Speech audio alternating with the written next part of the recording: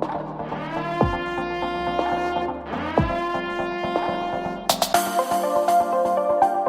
I'm Jeannette Sutton, And I'm Eddie Bertola. and we welcome you to another episode of The Alerting Authority. As always, we encourage you to subscribe, follow, listen, and most importantly, participate in these podcasts.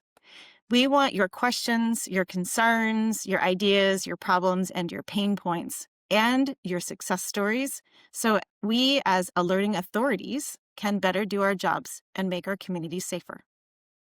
That's right. And these types of podcasts are only available because we have sponsors, and we appreciate all of our sponsors because we want to continue to bring you what we consider to be very relevant, very necessary information that can help us all do our jobs better.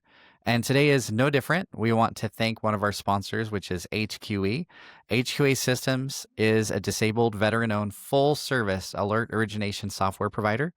HQE specializes in cutting-edge life safety and electronic security solutions. They can help provide solutions to the pain points which we all have in our different alert origination process. They have the latest generation of outdoor warning sirens, indoor notifications, electronic mass notifications, and the part that I really like about that company is you can control it all from one piece of software, and that always makes things a little easier when it's just in one place. So thank you to HQE. Well, today we have with us a very distinguished guest, Dr. John Sorensen, who is retired from his position as a distinguished researcher at the Oak Ridge National Laboratory in Tennessee. He was involved in research on emergency planning and disaster response for over 30 years, was the principal investigator on over 40 major projects for federal agencies, including FEMA, Department of Energy, EPA, NRC, DOD, and others. He's even maintained a strong research active life, even in his retirement. He participated in research including the 3 Mile Island Public Health Fund Emergency Planning Project. He worked on the second assessment of research on natural hazards with the University of Colorado at Boulder Natural Hazard Center. He's also worked with the Chemical Stockpile Emergency Preparedness Program, and he consults for the nuclear power industry as well as other power industries. And I am thrilled to have John on this program. Personally, he has been a mentor to me. He was on my dissertation committee many years ago, and it was so lovely to have him as part of my team that guided me in my research and helped me to get to where I am. So welcome to the program, John. Oh, glad to be here. So for All those right. who are listening and heard that bio, I just want to point out there's probably more in that bio that has been shared that we could spend weeks and weeks going into each and every one of those projects. If you were unfamiliar with some of those specifics on what those projects may mean or those acronyms for all those different agencies, I'm sure we can list it again in the comments so people can really get to understand who he is. But just the bottom line is this person, John, is the real deal. He is the one as far as the foundation of what we're doing. So I would invite everybody, if you're listening while you're driving at work or whatever it is, take it to heart. This is not someone who thinks they like, oh, I think I understand what's happening. He designed this. Like he is the guy. And so anyway, Jeannette, sorry. All right, so this is back over to me. I get to ask the first Absolutely. question. Great. All right. So one of the things that I did not mention as I was introducing John Sorensen was his involvement in one of our foundational publications on alerts and warnings that many people reference as they think about what is an effective warning. And that is the publication that was written. It was published in 1990 through Oak Ridge National Lab, and it was co-authored with Dr. Dennis Mileti, who was one of John's very close and dear friends, and they collaborated many, many years. And so I want to turn to John and ask, what was the inspiration for writing the 1990 publication? And did you have any sense that it would become a model document for research to come? Well, to quickly answer that question, no. But, it came out of, a close collaboration I had with Dennis as both a friend and colleague since my first year in graduate school at University of Colorado. And then I worked on several other projects soon after that with Dennis, one on the social impacts of earthquake prediction, and another one on community adoption of floodplains. And in the latter, we shared a 2-bedroom apartment for a summer in San Francisco, working with Jan Hutton at Woodward Clyde. So we got to know each other fairly well. I think the next time our paths crossed is when I transitioned from the University of Hawaii to Oak Ridge National Lab, and the Nuclear Regulatory Commission asked me to head up a project which was assessment of the impacts of restarting the undamaged reactor at 3 Mile Island. And the utility asked Dennis to head up their counter to the NRC work. And both the utility and NRC were flabbergasted that we came to the same conclusions. And so getting back to the Horningus report, one of the things at the laboratory is that, it wasn't the group I was hired into, but they had a strong group that came out of the civil defense days of FEMA, Defense Civil Preparedness Agency, and did, the kind of research that many of us back then would call spook research. But it was what happened at FEMA is they formed an Office of Research, and they had a PhD in sociology there, Ralph Swisher, who is very amenable to funding social science work. And he decided to start a whole set of state-of-the-art assessments on various phases or aspects of emergency planning, with a strong emphasis on some of the social science implications and the knowledge that could come from the social science, and shedding light on those issues. The first one was on evacuation planning. And so Dennis worked with Barb, who was my wife, and myself on that first study. And I think then Dennis and I convinced Ralph that he really should follow it up by one on warning systems, because the one on evacuation had they wanted it to be heavily weighted toward, they wanted crisis relocation planning was to take a very close look at it. And we, of course, concluded that it was impossible to relocate major cities into places with no social or economic infrastructure.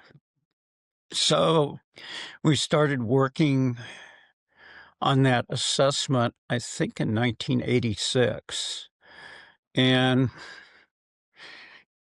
in the meantime, we had other projects together that sort of overlap with that. For example, Nuclear Regulatory Commission approached me and asked me the question, why are some organizations effective in emergencies and others are not. So Dennis and I worked on that and published several articles that are in a record of publications. And Department of Energy came to us and said, why do some warning systems succeed and others fail? And so we did a whole catalog of warning events and came to the conclusion that, about half the time it was human error or behavioral factors. The other time it was hardware communication failures. So that sort of delayed our working on the assessment. Well, the warnings report, but eventually we came up with draft, and then it had to go to quite a few different agencies for review because they all had a stake in it, and so it took a long time coming out. I mean, and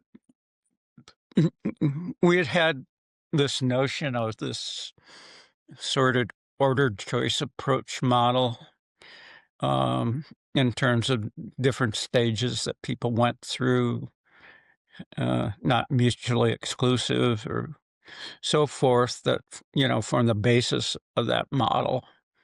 And, it at the same time, Mike Lindell and Ron Perry were working on a very similar type model, protective action decision-making model. And there's quite a bit of overlap between the two.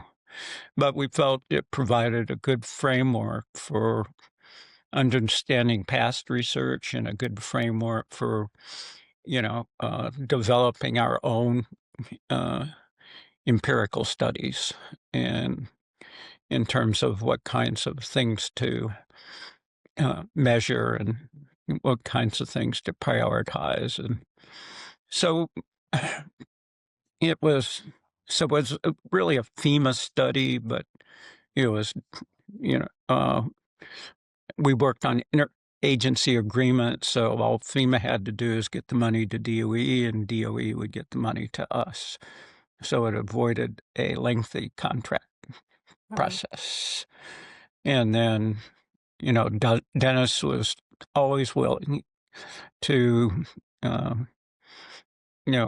take on some role in these projects and frequently involved a graduate student. And there are other minor projects along the way,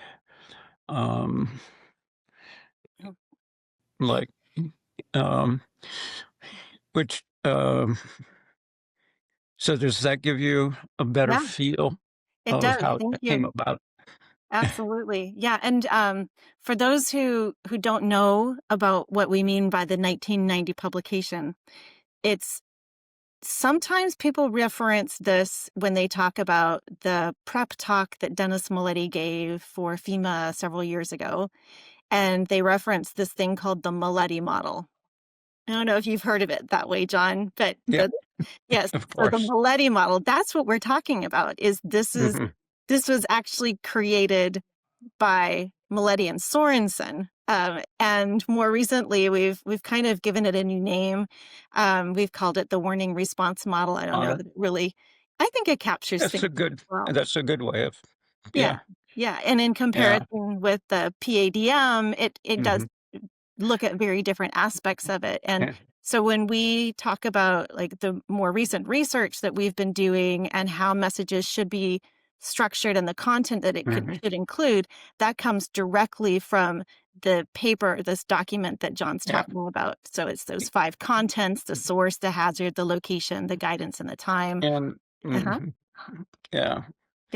Dennis and I spent a great number of hours at my house and at his house, hashing over just how to frame it and, And, we had some minor disagreements along the way, but nothing major. We always Well, got along pretty good together. along those lines, then, because again, people like me have never even met Dennis Mileti. Hmm. What was it like to work with him? And I want to know about your work style too, and just to see, because if you worked in all these projects together, you mentioned, I mean, that you clashed just a little bit, or that you had a couple disagreements, but overall, I imagine you had a pretty great working relationship, right? Oh yeah, we did. And I'm Dennis was coming out of it from out of this PhD program with a fairly formal social psychological orientation towards studying human behavior.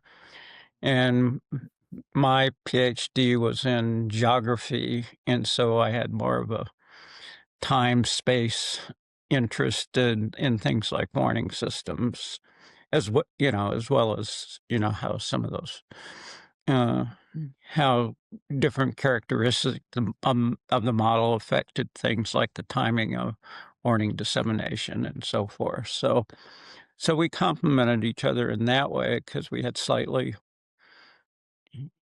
different interests. And so when we would write on a report together, we'd divide it up in sections, and he'd take lead on some things, I'd take lead on the others, and then we'd come together and, go over it paragraph by paragraph, making changes so we were both happy with what was eventually said, and also with the mind of making it useful.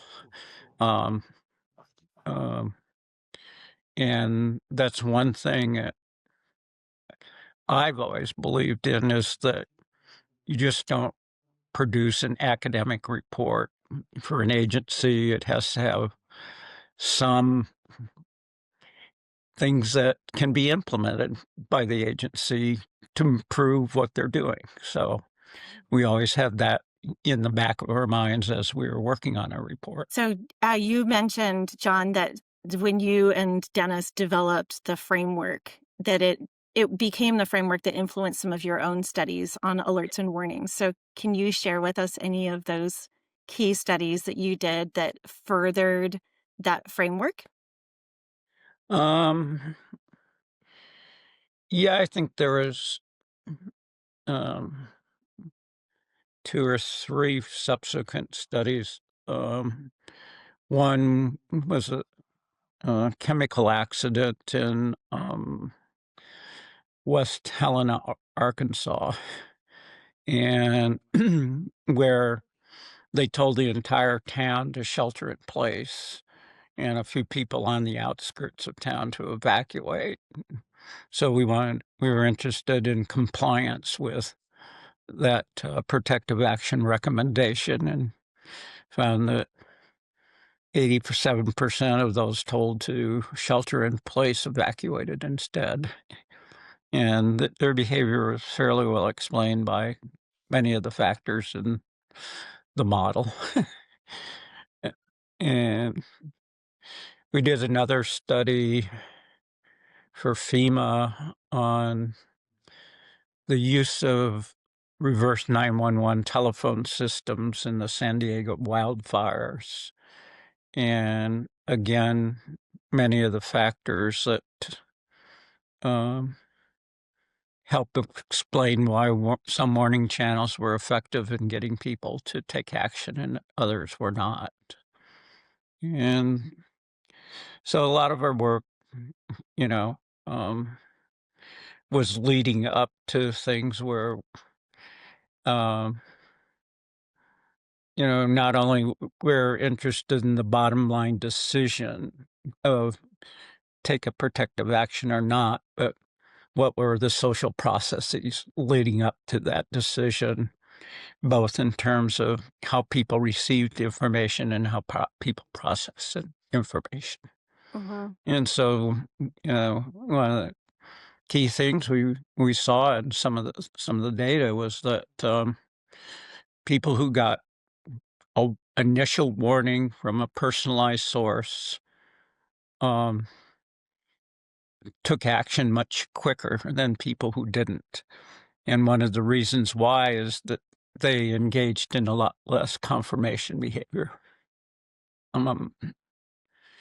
So, inner little things like that were just, we found fascinating and, certainly should influence the way communities choose various ways to communicate with the public, though the recent state-of-the-art trends are pretty impressive in terms of how they communicate, but they still don't perform as well as people would like. So when you did those additional studies, you actually went into the field and collected data. Yes. As it's very different from the way that we've been studying alerts and warnings today. Yeah. We're doing a lot more work in the lab, Mm-hmm. experiments, and online surveys. And one of the things that emergency managers frequently want is the kind of research that you and Dennis used to do, which is to go into the community and ask about people's responses to that specific warning.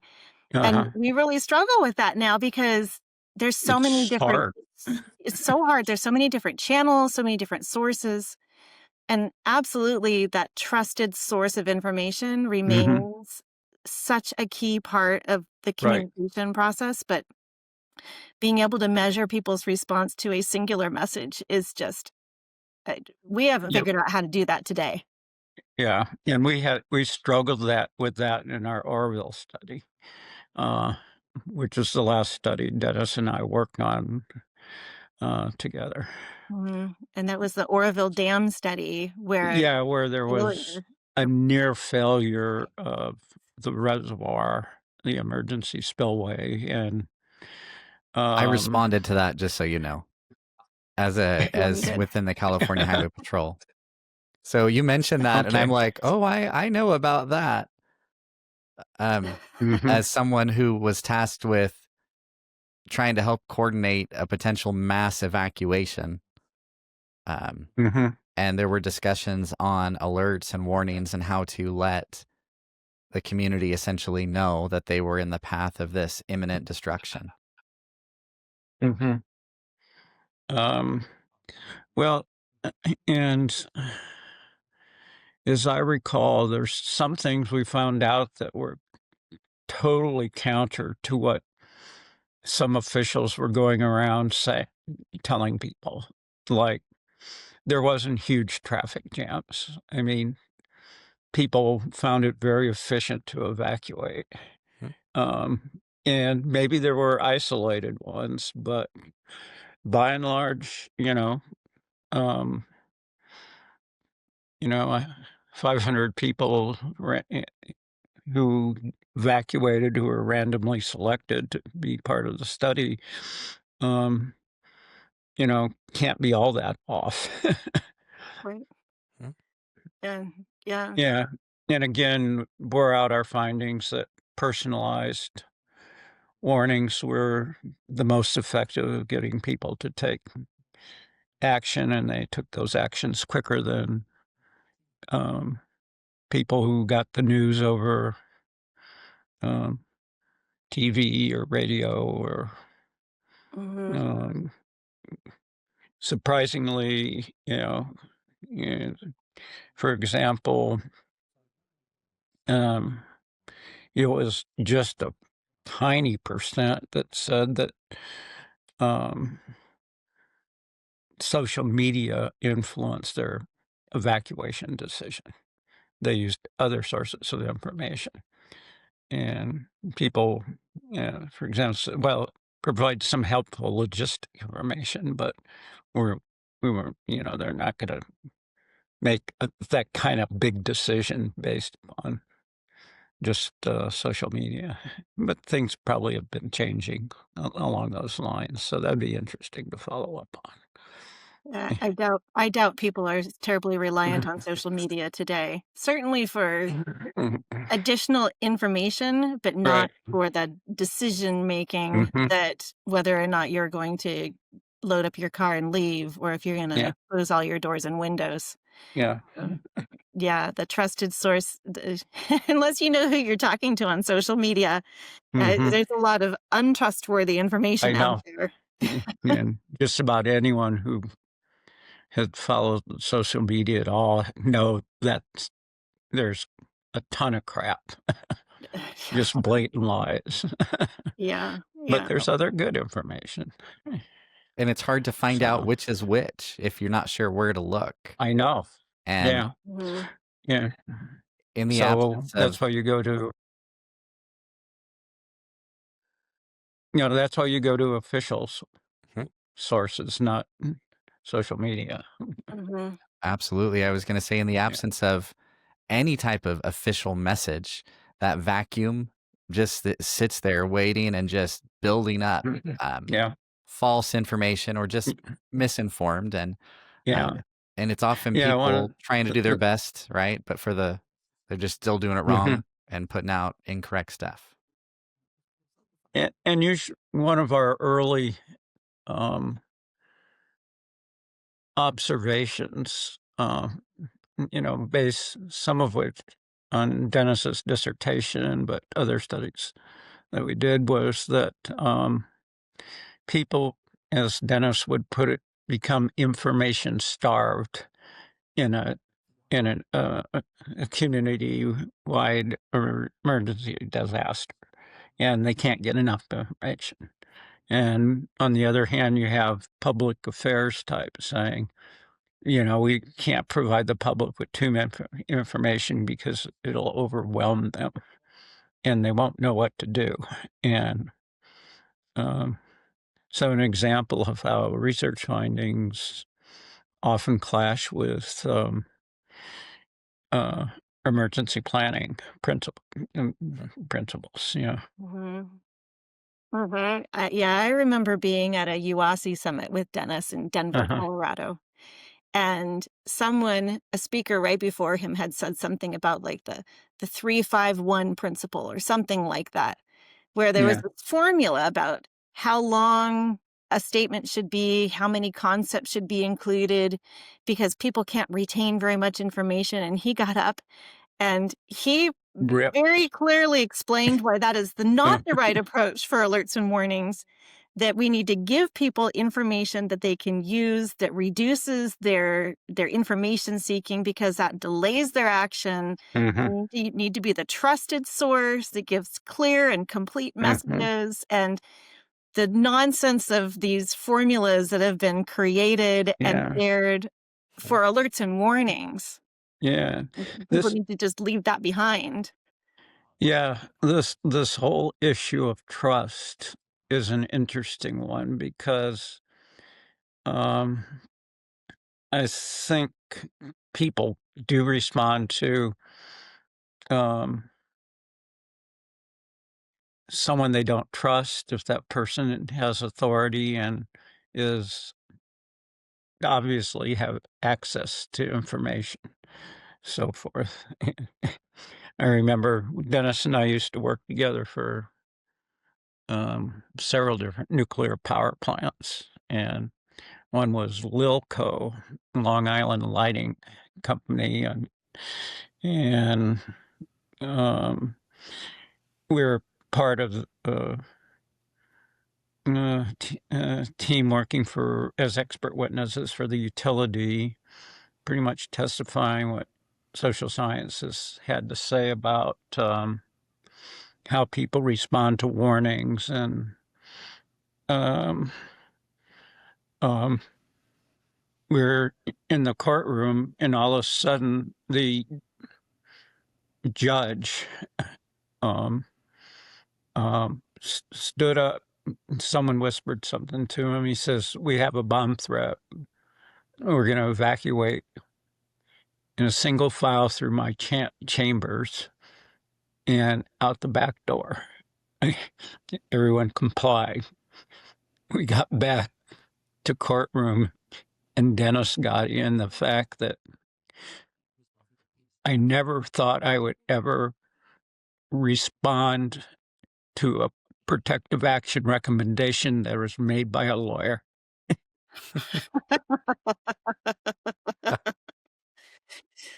That's great. He had a real wit about him. Oh, He yes. Yeah. You No, just never knew what he was gonna say. I always enjoyed that about spending time with Dennis. Yeah. Yeah.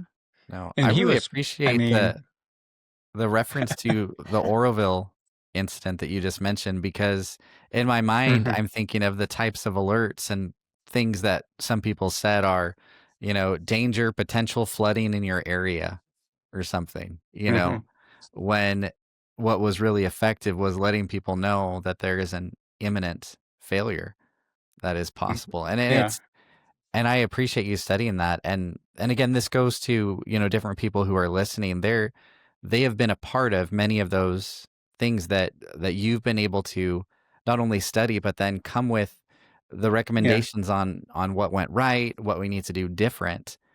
And it really yeah. just shows that Oh, yeah. I don't think you're Eh, ever going to be able to retire.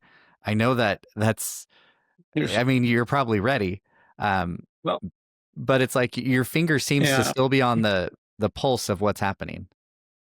yeah. And Oroville also showed um, the distinct lack of interaction between the people regulating dams and the people responsible for responding to emergency dams. And there's, you know, um, I was we were in the EOC when uh, the woman from state of California said that if things keep eroding in this rate, there'll be an emergency a failure of the emergency spillway in about an hour. And the head of Butte County Emergency Management said, "Oh, um, he said, well, what would the consequences be?" And they said, "Well, the only thing we have is the risk map from a full dam failure. So this looks like it would be a partial one, so wouldn't be as bad." And he says, "Well, how bad would a full one be?"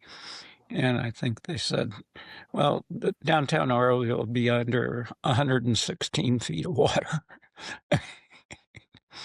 And that's when he immediately made a decision to evacuate.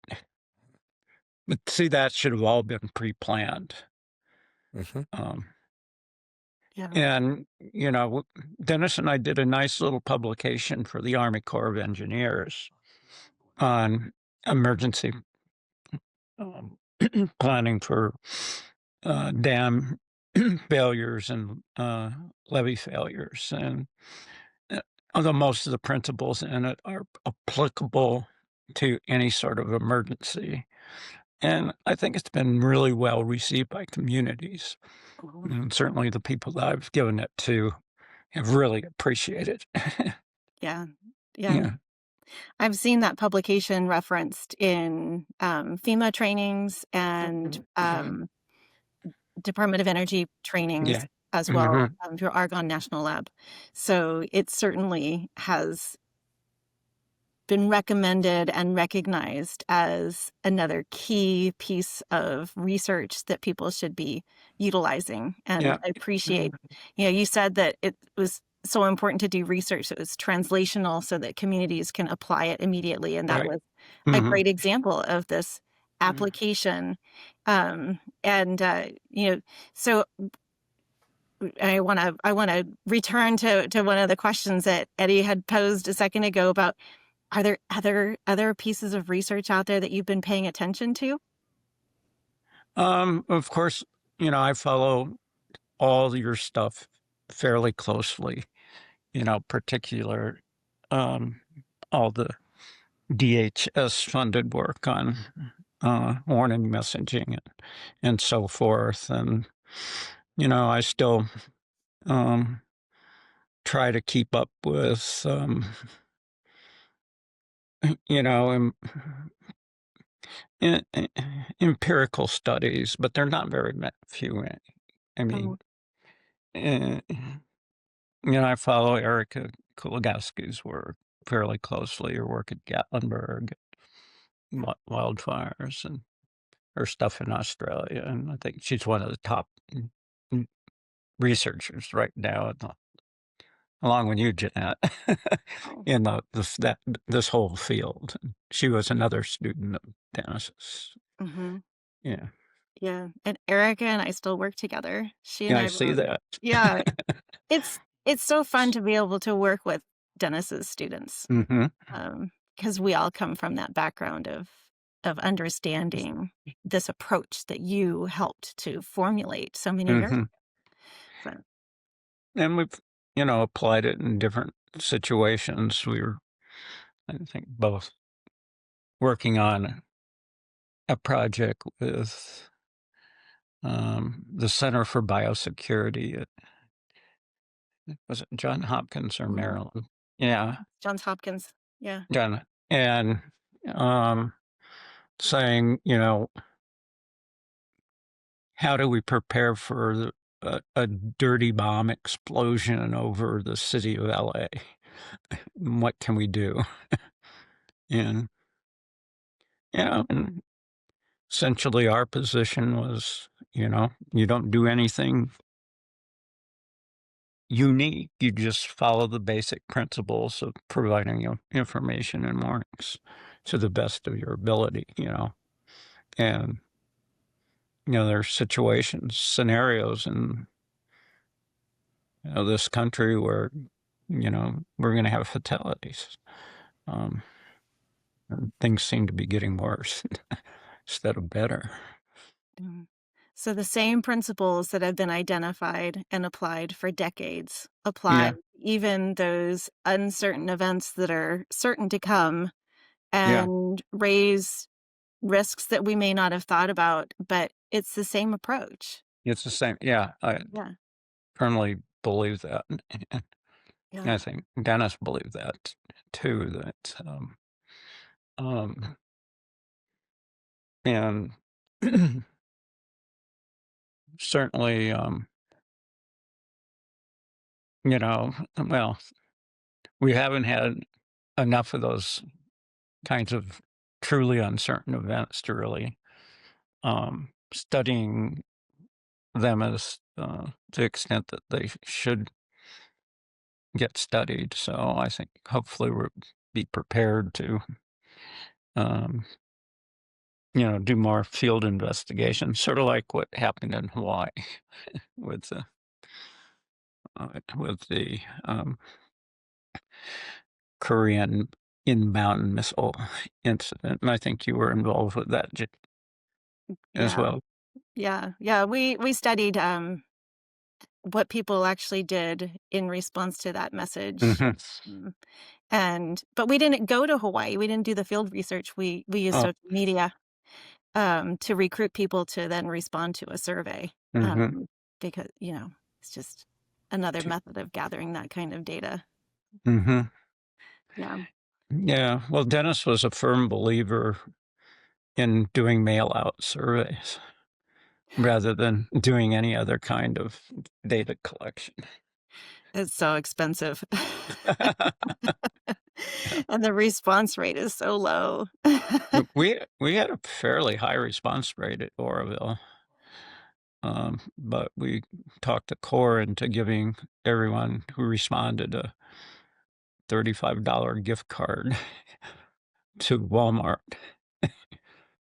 Well, see, that's a great incentive when people know that they get something in exchange for their time and it's not just Yeah, a crisp dollar bill that yeah, that's a totally different approach. and Um, we still had under recruitment of low socioeconomic groups who you would think would be the most needing of that $35 gift card, but yeah, there's all and it kinds of could be a reasons. language Yeah. barrier, fear of government. Um, yeah. I think share of government probably the main one. Possibly. Yeah, you're Yeah. collecting my personal information. And things are going to be really hard now Yeah. Yeah.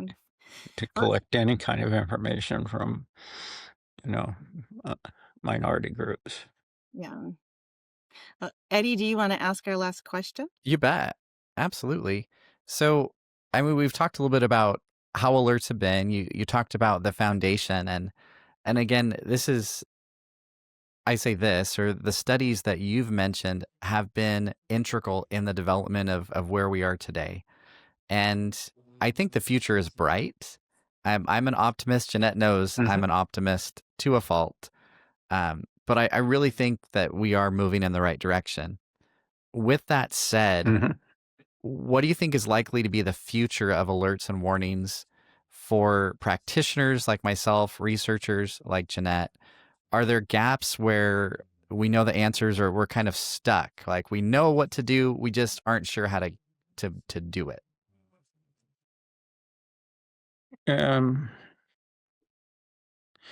Yeah, I think there's two major obstacles. And the first is true just about every aspects of government, and there's just not enough money to fund things the way they should be funded. And so, you know, places that I've dealt with recognize the need. They'd love to have a countywide, like Code Red or Everbridge or something like that, but they just are poor and they can't afford it, or it costs too much to put a siren and maintain a siren in. And then the other thing I think, and is just the lack of interorganizational planning for um, for contingencies, and you know things are not you know things are not going to happen at noon on Wednesday.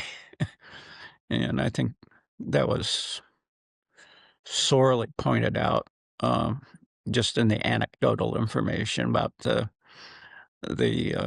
Guadalupe River floods in Texas, where, I mean, there could have been a warning could have been made hours earlier, but due to bureaucratic snafus and so forth,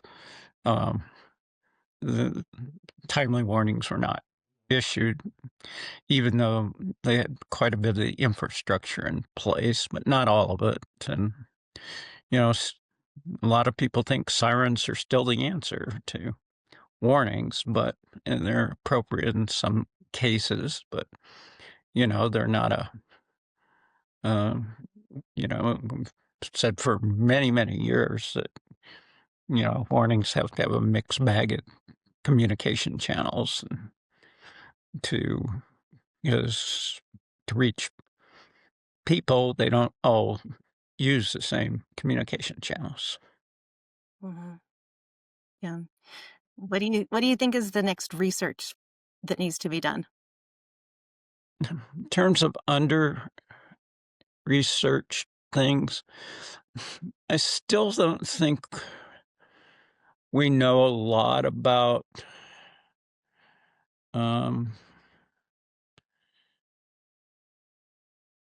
events where you have like 15 minutes of warning time before the event strikes, with the possible exceptions of tornadoes, but I think they're very unique situation with tornadoes. And, and even there, I don't think we have a lot of empirical studies Hmm. of how people took protective actions.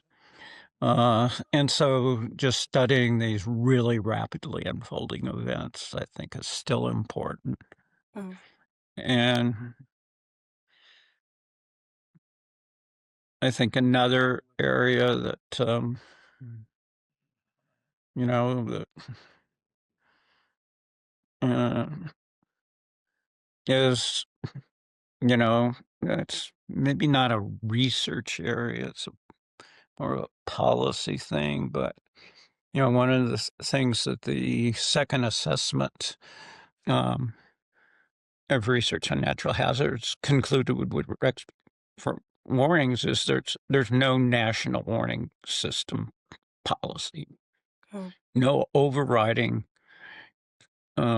things to coordinate agencies and to coordinate with local government. And there are for other hazards situations like floodplain management. It's probably the most sophisticated set of policies. And today there's no sign that we'll ever have a sort of an overriding national policy on warnings that draw into the various agencies and the various different types of disaster warning situations, different hazards, and so forth. And it's inclusive of the whole range of population structures in our political jurisdictions across the United States. Yeah. Well, that would be a big task. Yeah.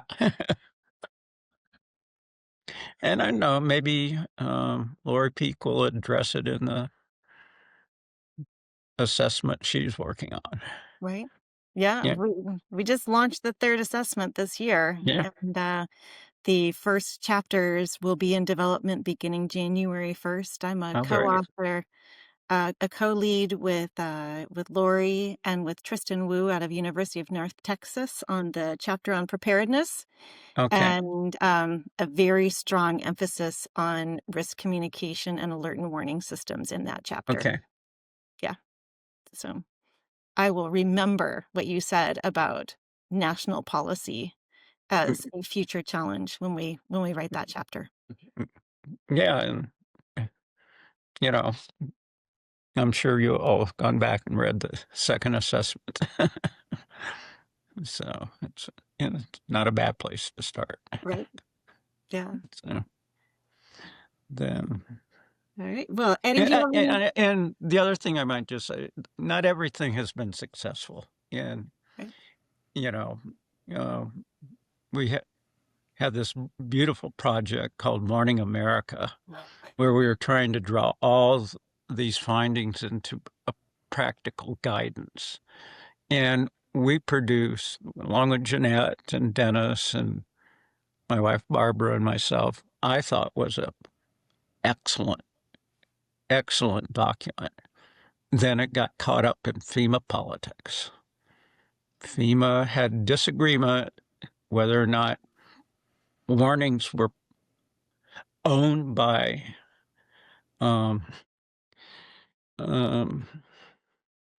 the hardware folks at FEMA or the planning folks at FEMA. And they couldn't agree, because obviously the hardware folks didn't like the report because it was a planning report. So it just died a slow death, and all that work went to waste. Or not, I guess not all of it, because I'm sure you've used parts of it like I have, to part of other projects. Yeah. Yeah, and it helped to spur my career in this space. Also, spending a lot of time with you and Barb and Dennis, thinking about alerts and warnings in all these different hazard spaces, talking with subject matter experts across all the different hazard domains, and reading the literature and becoming really familiar with all of it.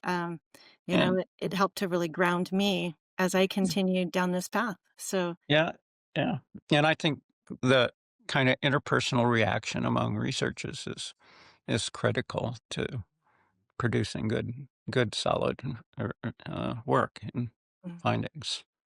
Yeah. All right. Any last questions, Eddie? No, I just want to say thank you. Thank you for studying this stuff because, again, as a past and current practitioner, Mm-hmm. it makes a difference. It saves lives, and it helps Yeah. guide actions that I may take or my colleagues may take, Mm-hmm. because we want to do the right thing and we want to do it the best way possible. Yeah. And far too often, Yeah. we have to rely on our own experience or even our own inexperience to make some of Yeah. these guesses on what to do. Mm-hmm. But because you and everybody, Dennis and everybody else who has followed, Jeannette, with actual research that we can use. And then that Mm-hmm. research is taken and it's turned into something that's applicable, that it's, interpreted. So do this. Like, here's a complete, I mean, all these different things. And we talk about it. I just want to say thank you, because the successes Yeah. that we have been able to have, and there's a long way to go. And it's one of those, people can leave 1,000 comments on all of the failures, but things are getting better. And the future, as I said before, I think is bright because Mm-hmm. we have that foundation to build from. Yeah. Yeah. And as long as, research money doesn't totally dry up, which, I don't know what it's like now getting money from researchers, but I imagine it's much more challenging than it Yeah. used to be. Jeanette's going to put up a little Yeah. ad to say, click here to donate money for research on these topics. Yeah. Yeah. Well, yeah, it's harder. There is still some money that's flowing out, but not in the last few weeks. As we come up on the end, hopefully the end of the government being closed down. Mhm. But yeah, if Michelle and I have a proposal out for review, so who knows? Maybe Yeah. we'll get lucky. I still believe in grants. It's kind of like I still believe in Santa. I still believe in grants.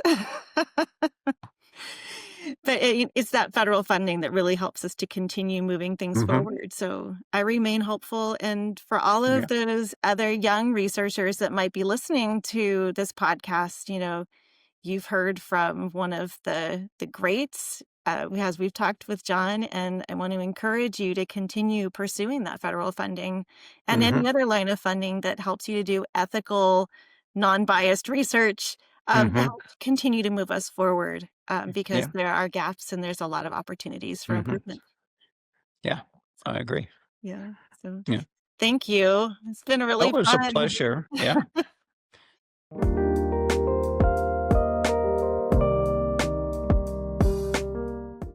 That was such a great conversation that we just had with John Sorensen. I just truly appreciated the insights that he brought and that he shared with us, decades of experience and knowledge. And what an amazing privilege it was to get to share some of those stories with him. Um, do you have any final thoughts about that, Eddie? Absolutely. And I think we hit it a couple times, and you may hear it here often as we bring on people like John, others who've worked with Dr. Dennis Mileti. These are the founding fathers and founding mothers, right, of what we do. Mhm. And for anybody who's thinking, is this relevant to me? Do I need to know this? The answer isn't just yes, it's yes, yes, yes, and so on. Because I was about to say something else, but this is on the air and it's recorded. So we'll just say yes. And the reason is you have to understand the why as to the decisions that you're making, the research. Why do you use this tool maybe instead of this tool? Or why would you need to use both? You heard him referenced a mixed bag as far as dissemination tools to push out information. This is why that we're making decisions, we're making recommendations. So if you didn't have a chance to hear everything that he talked about, we'd invite you to listen again and look up the different studies. You do not have to be a researcher to actually learn something from these. And I imagine they're all going to be linked, either with the Warren Room or through this podcast. We can link them. But names like John Sorensen are names, if you're involved in alerts and warnings, that you should know. And you should be grateful, honestly, for all of that work that went into helping to make us more effective today. Yeah, I totally agree. And it was just a real treat to be one of his students, to be also mentored by Dennis, and hopefully in the future we'll have Kathleen on also. But some of the studies that he talked about are things that can be found on the Warren Room, and they are also studies that we integrate into all of our work at the Alerting Authority. So if you are a practitioner who wants to get assistance with your alerts and warnings, drawing from the base of evidence that we've been collecting for decades, reach out. We can help you with your training. We can help to audit your messages. We can review your message templates. We can help you with your policies, the things that John was really highlighting, the importance of the policies about coordinating in the blue sky days so that when you have a big bad incident that's coming your way, you know how you're going to manage it and you have strategies to do so. And we also have coming up in 2026 Warning Boot Camp, and you should definitely pay attention to that and take a look at it in the link below. So just thank you for listening. Thank you for giving us a little bit of your time, and we hope to see you each and every week as we release another episode. I just want to thank all of you for listening and for those that are engaging with us on what they want to hear. Because if we don't know, then we can't talk about something that may help you with your problem. So this is the Alerting Authority, and we truly believe that every second has a story, and we're happy to be here to help share yours.